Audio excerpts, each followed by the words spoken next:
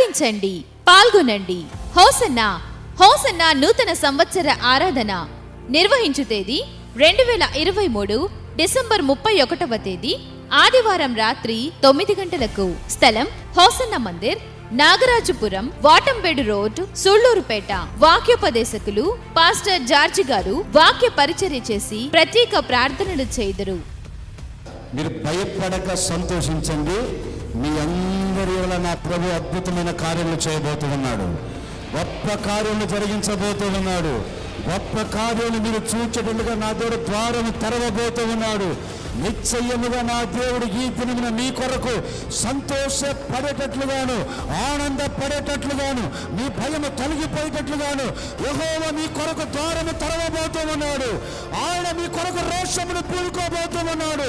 నూతన వాగ్దానము పొందుకొని నూతన గీతము పాడుకుంటూ నూతన సంవత్సరంలో ప్రవేశించెదము. రండి, హోసన్న నూతన సంవత్సర ఆరాధన. అందరూ ఆహ్వానితులే. మన ప్రభువైన యేసుక్రీస్తు నామములో మీ అందరికీ నా హృదయపూర్వకమైన వందనాలు. దేవుడి దినమంతా మీకు తోడై ఉండి మిమ్మల్ని ఆశీర్వదించి కాపాడునుగాక.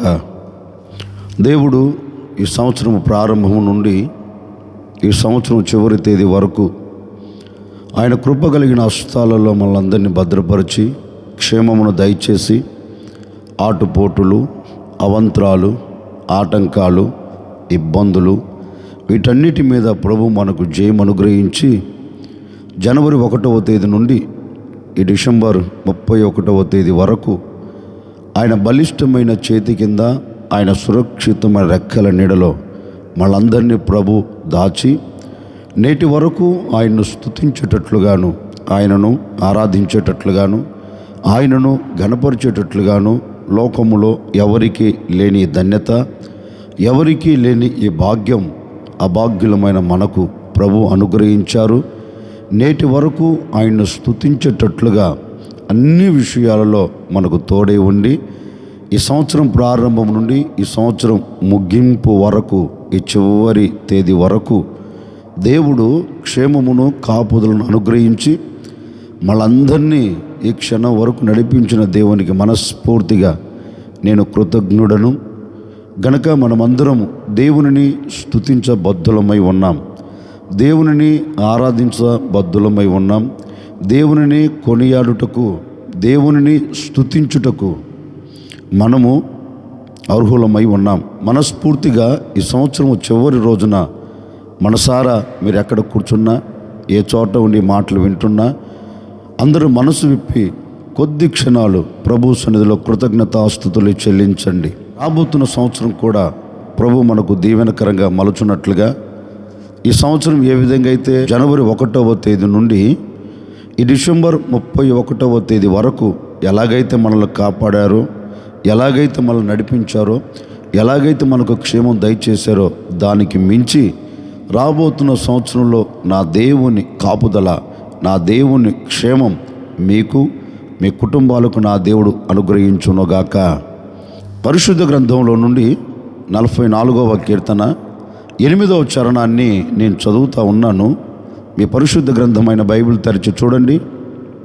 దినమెల్లా మేము దేవుని యందు అతిశయపడుచున్నాము, నీ నామమును బట్టి మేము నిత్యము కృతజ్ఞతాస్తుతులు చెల్లించుచున్నాము.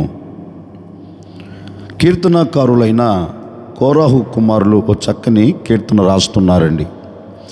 అంటే దేవుని సన్నిధిలోనికి వచ్చి దేవుని సన్నిధిలోనికి వచ్చి దేవుడు చేసిన మేలులను బట్టి దేవుని సన్నిధిలో కృతజ్ఞత గీతముగా, ప్రార్థనతో కూడిన కృతజ్ఞత గీతముగా దేవుని సన్నిధిలో వారు దేవుని స్తుతించుచు, దేవుని సన్నిధిలో ప్రార్థించుచు, దేవుడు వారి పట్ల చేసిన మేలను తలపోసుకుంటూ దేవుణ్ణి స్తుతిస్తున్నారండి. ఏమంటున్నారు అంటే, అయ్యా మేము దినమెల్లా నీ యందు మేము అతిశయించుచున్నాము, మేము దినమెల్లా నీ యందు మేము అతిశయపడుచున్నాము, నీ నామమును బట్టి మేము నిత్యము మిమ్మల్ని స్తుతిస్తున్నాము అని దేవుని సన్నిధిలోనికి వచ్చి కృతజ్ఞత భావము కలిగిన వారై దేవునిని స్తుతించుచున్నారండి. ఆ కోరాహు కుమారులను మనం అడిగామనుకో, కోరహు కుమారులారా, మీరు దేవుని సన్నిధిలోనికి వచ్చి ఎందుకు ఇలా దేవుణ్ణి స్తుతించుచున్నారు అంటే, కోరహు కుమారులు ఒక్కటే చెప్తారు, బాబు మా పితరుల ఎడల ఎన్నో అద్భుతమైన కార్యాలు జరిగించారు, మా పితరుల ఎడల ఎన్నో సూచక క్రియలు జరిగించారు, మా పితరుల ఎడల ఆయన చేయని కార్యం అంటూ లేదు కనుక మా పితరుల ఎడల చేసిన దానిని బట్టి, దేవుడు మా ఎడల చేసిన దానిని బట్టి మేము దేవుని సన్నిధిలోనికి చేరి మేము కృతజ్ఞత కలిగిన వారమై నిత్యము ఏదో ఒకరోజు స్తుతించి ఒకరోజు ఆపటం కాదు, ఏదో ఆనవాయితీగా ఆదివారం చర్చికి వచ్చి ఆదివారం మాత్రమే స్తుతిస్తాము అన్నట్లుగా కాదంటండి. నిత్యము అంటే 24 గంటల వ్యవధిలో వారి మనసులో మెదిలే మాట ఏంటంటే, మా దేవుడు మా ఎడల చేసిన అద్భుతాలను బట్టి, మా దేవుడు మా ఎడల చేసిన ఆశ్చర్యమైన కార్యాలను బట్టి మేము ఆయనను స్తుతించాలి అని పితరుల ఎడల చేసిన అద్భుతాలైతేనేమి, వారి బ్రతుకుల్లో చేసిన అద్భుతాలైతేనేమి, వాటన్నిటినీ దేవుని సన్నిధిలోకి వచ్చి తలపోసుకుంటూ దేవుడు చేసిన మేలను తలంచుకుంటూ కృతజ్ఞత భావము కలిగిన వారై దేవుణ్ణి స్తుతిస్తున్నారండి. సరే, వారి పితరుల ఎడల చేసిన దానిని స్తుతించారు. మరి వీరి పట్ల ఏం చేశాడు దేవుడు అంటే, వారు ఎన్నో ఆటుపోట్లు అనుభవించారండి, వారు ఎన్నో శ్రమ దినాలు చూచారండి, వారు ఎన్నో ఇబ్బందుల కొలిమిలో ఈడవబడ్డారు, ఇబ్బందుల కొలిమిలో కాల్చబడ్డారండి. ఎన్నెన్నో చిన్నతనములో నుండే తల్లిదండ్రులు వారికి దూరం అయిపోయారు, నా అనుకున్న వారు వారికి దూరం అయిపోయారు, ఒంటరి వారైపోయారు. అందరూ వెలివేసిన స్థితిలో ఈ కోరహు కుమారు నిలిచిపోయారు. ఇవన్నీ వారి చుట్టూ అలుముకొనినప్పటికీ, ఇవన్నీ వారిని కృంగదీస్తున్నప్పటికీ, ఇవన్నీ వారిని నలగొడుతున్నప్పటికీ, కానీ కోరహు కుమారులు ఏం చేశారు తెలుసా? దేవుని సన్నిధిలోనికి వచ్చారు. అయ్యా, మా పితరులు ఎడల అద్భుతాలు చేశారు కదా, ఇప్పుడు మా ఎడలు కూడా మీరు ఎందుకు చేయరు? మాకు కలుగుతున్న ఈ ఇబ్బందుల నుంచి ఎందుకు మీరు మమ్మల్ని తప్పించరు?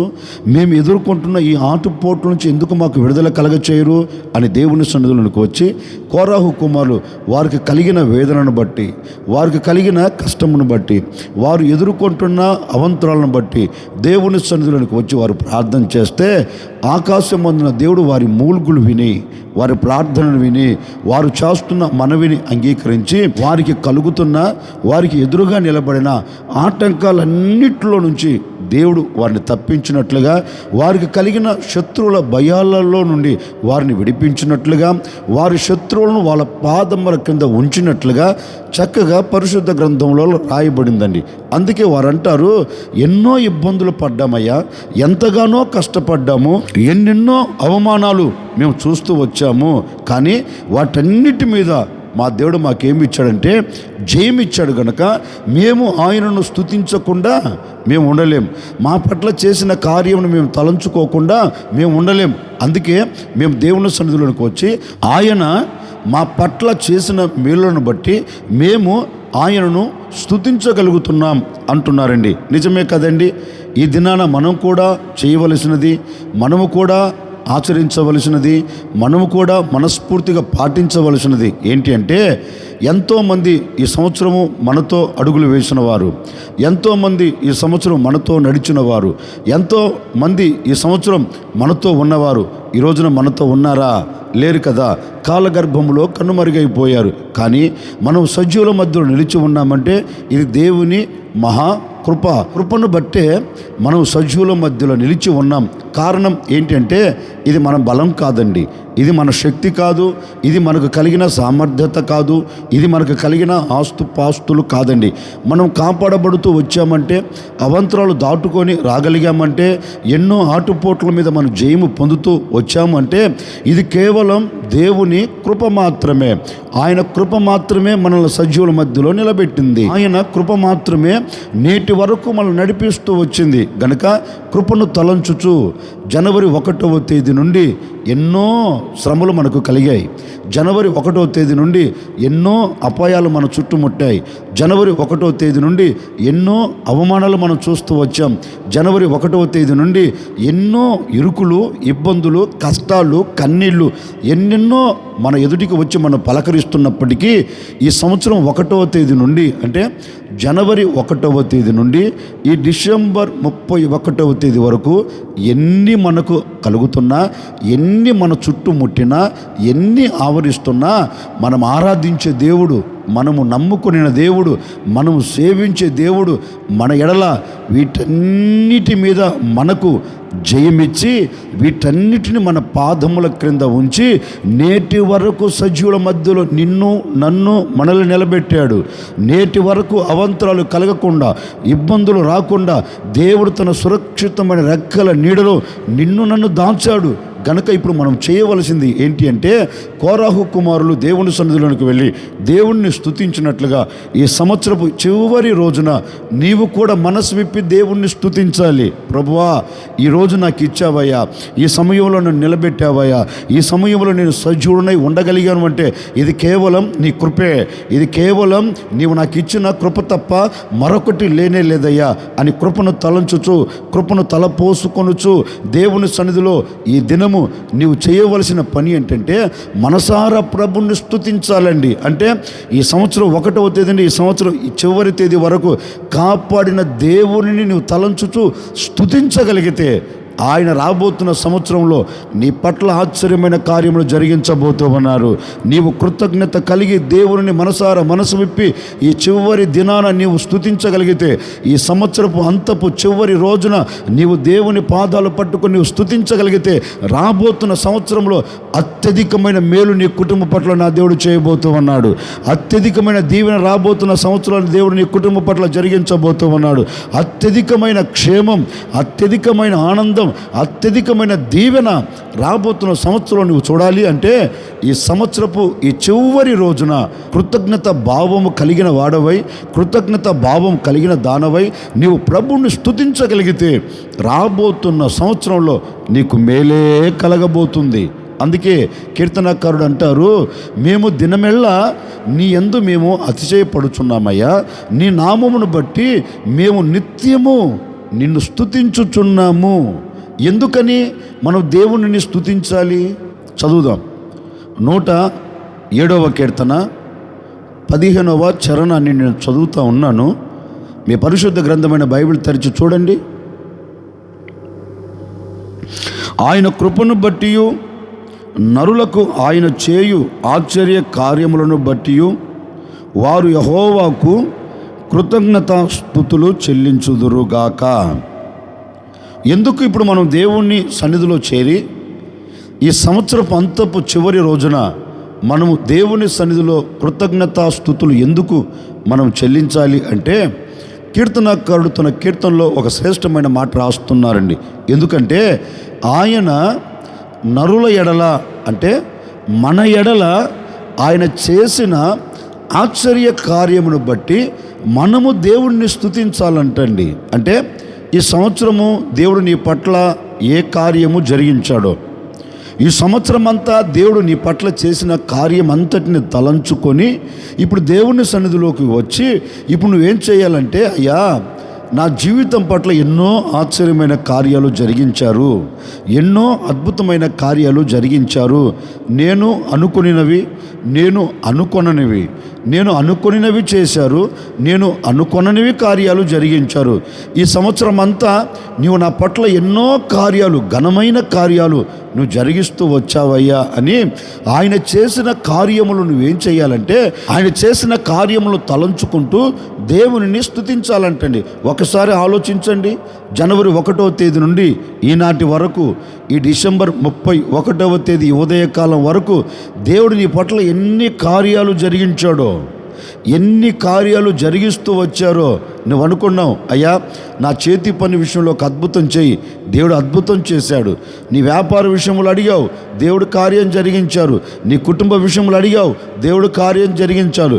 నీ ఆరోగ్య విషయంలో అడిగావు, దేవుడు కార్యం జరిగించారు. ఒక్క మాటలో చెప్పాలి అంటే నీవు అడిగిన ప్రతి దానిని పొంది ఉన్నావు. నీవు అడిగిన ప్రతి దాన్ని అనుభవిస్తున్నావు. నీవు అడిగిన ప్రతి దాన్ని దేవుడు నీకు దయచేశాడు. ఈ సంవత్సరం అంతా దేవుని సన్నిధిలో నువ్వు ఏది అడిగినా దేవుడు నీకు ధారాళముగా దయచేశాడు.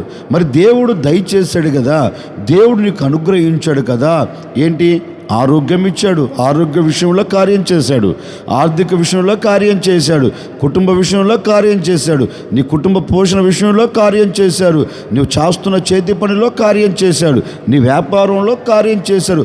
ఒక్క మాటలో తేల్చి చెప్పాలంటే నీవు బ్రతికి ఉండటమే దేవుడు చేసిన ఒక కార్యం. నీవు సజీవుల మధ్యలో నిలబడటమే దేవుడు చేసిన ఒక కార్యం. అంటే దేవుడు చేసిన ప్రతి కార్యమును నువ్వు తలంచుకొని కృతజ్ఞత భావము కలిగిన వాడవై ఈ సంవత్సరపు అంతములో నీవు దేవుని ఏం చేయాలంటే మనస్ఫూర్తిగా కృపను తలంచుచు, నీ కృప లేనిదే నేను బ్రతుకలేనయ్యా, నీ కృప లేనిదే నేను కార్యము చూడలేనయ్యా, నేను కార్యము చూచాను అంటే, నేను బ్రతికి ఉన్నాను అంటే నీ కృప తప్ప వేరొకటి లేదు. గనుక అందుకని నీవు నాకు ఇచ్చిన ఈ కృపను బట్టి నేను స్తుతిస్తున్నాను, నీవు చేసిన ఈ కార్యమును బట్టి నేను కొనియాడుతున్నాను అని నువ్వేం చేయాలంటే మనసారా దేవుణ్ణి స్తుతించాలండి. అందుకే మన పితరుల గురించి కూడా రాయబడిన మాట ఏంటంటే, వాగ్దానము చేయబడిన దేశంలోనికి బయలుదేరి వస్తున్నారు. కొంచెం దూరం వచ్చారు, ఎదురేమో ఎర్ర సముద్రం నిలిచి ఉంది, వెనకేమో శత్రు సైన్యం పుంచి ఉంది. ఏం చేయాలో అర్థం కాక మన పితరులు దేవుని యొద్దకు వెళ్ళి, నాయకుడైన మోసే దేవుని సన్నిధిలోకి వెళ్ళి ఓ చిన్న ప్రార్థన చేశారు. అయ్యా, ఇంత మట్టుకు కార్యం జరిగిస్తూ వచ్చావు, ఐగుప్తు దేశంలో ఎన్నో అద్భుతాలు చేశావు, ఐగుప్తు దేశంలో ఎన్నో సూచక క్రియలు చేశావు, ఐగుప్తు దేశంలో ఎన్నో మీ ఘనమైన కార్యాలు జరిగించి మీరు మమ్మల్ని విడిపించారు. ఈ మార్గపు మధ్యలో మాకు అడ్డుగా నిలబడిందయ్యా. వెనకేమో శత్రువులు ఉన్నారు, ముందేమో దాటలేని పరిస్థితి మా ముంగిట నిలబడింది. గనుక ఈ సమయంలో ఇక్కడ నీవు కార్యము చేయి, ఇక్కడ కార్యము నువ్వు చేస్తే మేము అద్భుతం చూడగలుగుతాం, మేము దాటి వెళ్ళగలుగుతాం అని నాయకుడు దేవుని సన్నిధిలో ప్రార్థన చేస్తే, దేవుడు నాయకుడు ప్రార్థన విని వారి ఎదుట నిలబడిన ఎర్ర సముద్రాన్ని ఏకరాశిగా నిలబెట్టాడండి. అంటే ఎర్ర సముద్రంలో రహదారిని కలగచేశాడు, ఎర్ర సముద్రంలో దారిని పుట్టించాడు, దారిని నిర్మించాడు. ఇశ్రాయేలు అందరూ ఎర్ర సముద్రములో నుండి దాటుకొని బయటకు వచ్చారండి. దాటుకొని బయటకు వచ్చిన తర్వాత ఈ ఎర్ర సముద్రంలో శత్రువులందరినీ దేవుడు హతమార్చాడు. అంటే వారిని తరుముతున్న శత్రువులను హతమార్చి వారి మీద వీరికి జయం ఇచ్చిన తర్వాత, వీరి ఎడల ఒక అద్భుతమైన కార్యం జరిగించిన తర్వాత ఇప్పుడు వారి నోట ఒక స్తుతిగానం వస్తుందండి. ఇశ్రాయేలు నోట ఒక స్తుతిగానం వస్తుంది. మా దేవుడు ఎర్ర సముద్రములోంచి మమ్మల్ని బయటికి తీసుకొని వచ్చాడు, మా ఎదుట నిలబడిన ఎర్ర సముద్రాన్ని ఏకరాశిగా నిలబెట్టాడు, ఈ సముద్రంలో రహదారిని కలగచేశారు, మమ్మల్ని తరుముతున్న శత్రువుల చేతులు మేము చిక్కుపడకుండా మా శత్రువులందరినీ అణచివేశాడు, వారి మీద మాకు జయమిచ్చారు అని దేవుడు చేసిన కార్యములు తలంచుకుంటూ ఓ చక్కని కీర్తన పాడుతూ ఉన్నారండి. అంటే దేవుడు ఏ కార్యమైతే చేశారో దానిని బట్టి మన పితరులు స్తుతించినట్లుగా లేఖనం కూడా చెప్తుంది. నిజమే కదండి. ఈ సంవత్సరం ప్రారంభం నుండి ఈ చివరి తేదీ వరకు ఎన్నో ఎర్ర సముద్రము లాంటి అపాయాలు కావచ్చు, శత్రువు లాంటి భయాలు కావచ్చు, భిన్నమైన పరిస్థితులు కావచ్చు, ఇవన్నీ ఈ సంవత్సరం అంతా మనల్ని అలుముకుంటున్నప్పటికీ, మనల్ని కమ్ముకుంటున్నప్పటికీ, మనల్ని ముంచాలని కంకణము కట్టుకున్నప్పటికీ, మన ఎదుట నిలబడి మనం భయపెడుతున్నప్పటికీ, ఈ పరిస్థితులు మనం తరుముతున్నప్పటికీ, కానీ మన దేవుడు ఏం చేశాడో తెలుసండి, నేను ఉన్నాను అని మన వెన్ను తట్టి మన అక్కరలను తీర్చి మన ఎదుట నిలబడిన శత్రువులు అణచివేసి ఆటుపోటుల మధ్య నుంచి తప్పించి నేటి వరకు నడిపించాడు దేవుడు. ఈ సంవత్సరము చివరి తేదీ వరకు కాపాడుతూ వచ్చాడు. ఏ శత్రువుల చేతులు మనం చిక్కబడకుండా, ఏ పరిస్థితుల ప్రభావాల మధ్యలో నలపబడకుండా, ఎలాంటి విభిన్నమైన పరిస్థితులు మనం ఎదుర్కోకుండా మన ముంగిట నిలబడుతున్నప్పటికీ వాటన్నిటిని అణచివేసి వాటన్నిటిని మనం దాటించుకుంటూ దేవుడు మన ఎడల కార్యం జరిగిస్తూ వచ్చాడు కదా. మరి వచ్చిన దేవుణ్ణి మనం ఏం చేయాలంటే ఈ సంవత్సర పంతము ఆయన చేసిన ప్రతి మేలును, మన ఎదుట నిలబడి భయపెడుతున్న వాటి అన్నిటి విషయంలో మనం స్తుతించాలండి. ఎందుకని అంటే వాటన్నిటిని తప్పించి ఈ సంవత్సరపు అంతవరకు మనం నిలబెట్టాడే కనుక ఇప్పుడు మనస్ఫూర్తిగా మనం ఏం చేయాలంటే ఆయన మన పట్ల చేసిన కార్యములను తలంచి ఇప్పుడు మనసారా ప్రభుని స్తుతించాలి. అందుకే కోరాహు కుమారులు అంటారు, అయ్యా మేము నిత్యము నీ నామమును బట్టి స్తుతించుచున్నాము. ఎందుకని అంటే నీవు చేసే కార్యములన్నిటిని మేము తలపోసుకొని నీవు మా ఎడల జరిగిస్తున్న కార్యములన్నిటిని మేము మనసులో ఉంచుకొని మనసారా మిమ్మల్ని స్తుతిస్తున్నామయ్యా. ఓ సేవకుడిగా ఈ ఉదయకాల సమయంలో ఈ సంవత్సరపు అంతపు చివరి తేదీన నేను మీతో చెప్పాలి అనుకున్న మాట ఏంటంటే, ఈ చివరి తేదీ అండి, ఈ సంవత్సరానికి ఇది చివరి తేదీ. ఈ చివరి తేదీన ఈ ఉదయకాల సమయంలో నీవు మనసారా దేవునికి కృతజ్ఞత అర్పణ అర్పించగలిగితే, నీవు కృతజ్ఞత స్తుతులు చెల్లించగలిగితే రాబోతున్న సంవత్సరం కూడా నా దేవుడు ఈ సంవత్సరం కంటే అత్యధికమైన కార్యములు నీ కుటుంబాల పట్ల జరిగించబోతూ ఉన్నారు. అత్యధికమైన కార్యములు నీ ఎడల నా దేవుడు నెరవేర్చబోతూ ఉన్నారు. ఈ సంవత్సరము జరిగించిన దానికంటే, ఈ సంవత్సరము నువ్వు చూచిన దానికంటే, ఈ సంవత్సరం నువ్వు అనుభవించిన దానికంటే రాబోతున్న సంవత్సరంలో అత్యధికమైన కార్యములు నువ్వు చూడబోతూ ఉన్నావు. అత్యధికమైన కార్యములు అనుభవించబోతూ ఉన్నావు. రాబోతున్న సంవత్సరం అంతా నా దేవుడు నీ పట్ల కార్యములు జరిగించాలి అంటే ఇదిగో ఈ సంవత్సరపు అంతమున ఈ చివరి తేదీన నీవు ఆయన చేసిన కార్యములను తలంచుకొని నీవు స్తుతించగలిగితే తప్పక నీ కుటుంబం పట్ల నా దేవుడు కార్యం జరిగించబోతూ ఉన్నాడు. ఎందుకని మనం స్తుతించాలి అంటే ఆయన చేసిన కార్యములను తలంచుకొని మనము దేవునిని స్తుతించాలి. ఎందుకని మనం స్తుతించాలి? 118వ కీర్తన 21వ చరణాన్ని నేను చదువుతూ ఉన్నాను. మీ పరిశుద్ధ గ్రంథమైన బైబిల్ తెరిచి చూడండి. నీవు నాకు రక్షణాదారుడవై నాకు ఉత్తరం ఇచ్చి ఉన్నావు. నేను నీకు కృతజ్ఞతాస్తుతులు చెల్లించెదను. భక్తులు కీర్తనలో చక్కని మాట రాస్తున్నారండి. ఎందుకు ఒక వ్యక్తి దేవుణ్ణి స్తుతించాలి అంటే ఆ కీర్తనకారుడు తన కీర్తనలో ఒక చక్కని మాట చెప్తున్నాడు. ఎందుకంటే నన్ను రక్షించే నా దేవుని సన్నిధిలోనికి వెళ్ళి నా దేవుని సన్నిధిలో నేను మొరపెడితే నా దేవుడు ఏం చేశారు అంటే నన్ను రక్షించుటకు ఆయన మరల నాకు ఉత్తరం ఇచ్చాడు. అంటే నేను చేసిన ఆ మొర, నేను చేసిన ఆ ప్రార్థన నా దేవుని సన్నిధిలోనికి వెళ్ళింది. ఏ దేవుడు? రక్షించగలిగిన దేవుడు. ఆ రక్షించగలిగిన దేవుని సన్నిధిలోనికి వెళ్ళిన తర్వాత రక్షించే దేవుడు నాకు ఒక సమాధానాన్ని పంపుతున్నాడు. నా సన్నిధిలోనికి వచ్చి నీవు నా సన్నిధిలో ఓ చిన్న ప్రార్థన చేస్తున్నావు గనక, నిన్ను రక్షించమని కోరుకుంటున్నావు గనక నేను నీకు ఉత్తరం ఇస్తున్నాను. ఏమని ఉత్తరం ఇస్తున్నానంటే ఇక మీదట నేను నిన్ను తప్పక రక్షిస్తాను అని దేవుడు తనకు ఉత్తరం ఇచ్చాడు. నిశ్చయముగా నేను నిన్ను రక్షిస్తాను అని ఆ భక్తుడికి ఉత్తరం ఇచ్చాడంట. ఇప్పుడు ఆ భక్తుడు ఆ మాటను తలపోసుకొని దేవుని సన్నిధిలోనికి వచ్చి, అయ్యా నేను ఎన్నో ఆపదల మధ్యలో ఉన్నాను, ఇక నా ప్రాణము పోయే స్థితిలో నేను నిలిచిపోయాను, నా శత్రువులు నా చుట్టూ ముట్టేశారు, ఇక నా శత్రువుల చేతిలో నా ప్రాణము పోతుందనుకున్న సందర్భాలలో నేను నీ పాదాలు పట్టుకొని నీ పాదాల చెంత నాకు కలిగిన ఈ శ్రమను, నాకు కలిగిన ఈ వేదనను, నాకు కలిగిన ఈ బాధను నీ సన్నిధిలోనికి వచ్చి నేను మొరపెడితే నీవు నన్ను రక్షించే దేవుడిగా నాకు ఉత్తరం ఇచ్చావు.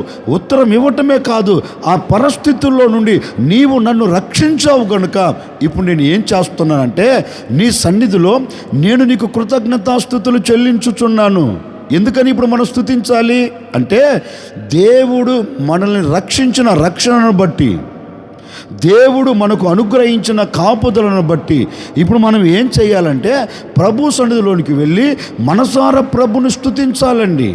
ఓ సేవకుడిగా నేను కూడా మీతో చెప్పాలనుకున్న మాట ఏంటంటే, నిజమే ఎంతోమంది పేరు పొందినవారు కావచ్చు, ఎంతోమంది లోకంలో గనులు కావచ్చు, ఎంతోమంది డబ్బున్నవారు కావచ్చు అండి. డబ్బున్నవారు తన డబ్బు ద్వారా కాపాడబడలేదు. ఘనత ఉన్నవారు తన ఘనత ద్వారా కాపాడబడలేదు. పదవులు ఉన్నవారు పదవుల ద్వారా తన ప్రాణమును కాపాడుకోలేకపోయారు, రక్షించుకోలేకపోయారు. ఒక ఆస్తి ద్వారా తన ప్రాణమును కాపాడుకోలేరు. ఎంతోమంది మహానుభావులు ఇవన్నీ ద్వారా తన ప్రాణమును కాపాడుకోలేకపోయారు. ఈ రోజున కాలగర్భంలో కనుమరుగైపోయారండి. మరి ఒకసారి ఆలోచించు, నీవు సజీవుల మధ్యలో నిలిచి ఉన్నావంటే ఎవరు నిన్ను కాపాడారు? పరిశుద్ధ గ్రంథం ఒక్కి నొక్కి చెప్తున్న మాట ఏంటి తెలుసా? యెహోవా ఒక వ్యక్తిని కాపాడకపోతే, యెహోవా ఒక వ్యక్తికి క్షేమము దయచేయకపోతే ఆ వ్యక్తి కాపాడబడలేడని లేఖనం చెప్పకనే చెప్తుంది. ఇశ్రాయేలులను కాపాడువాడు కొనకడు, నిద్రపోడు. అంటే నీవు ఎవరి చేత కాపాడబడ్డావు? నీవు ఈ రోజున కాపాడబడి సజీవుల మధ్యలో నిలబడి ఆరోగ్యకరంగా ఆశీర్వాదకరంగా నువ్వు అడుగులు వేస్తున్నావంటే ఇది కేవలం ఎవరి ద్వారా కలిగిందంటారు? అంటే ఇలాంటి కాపుదల ఎవరు నీకు ఇచ్చారంటే నేను ప్రకటించే యేసుక్రీస్తు నీకు అనుగ్రహించారు గనుక ఆ యేసుక్రీస్తుని ఇప్పుడు నువ్వేం చేయాలంటే మనసారా ఆయన్ను స్తుతించాలి. ఎందుకని? అయ్యా, నేను ఈ కాలగర్భంలో కనుమరుగైపోకుండా నేను సజీవుడనై ఉన్నందువలన ఇప్పుడు నేను నిన్ను స్తుతించాలి. గనుక నేను నిన్ను స్తుతిస్తున్నాను. ఏ శత్రువు చేతికి బలి కాకుండా, ఏ ఆటుపోటులకు బలి కాకుండా నేను బ్రతికి ఉన్నానంటే నీవు నన్ను రక్షించావు.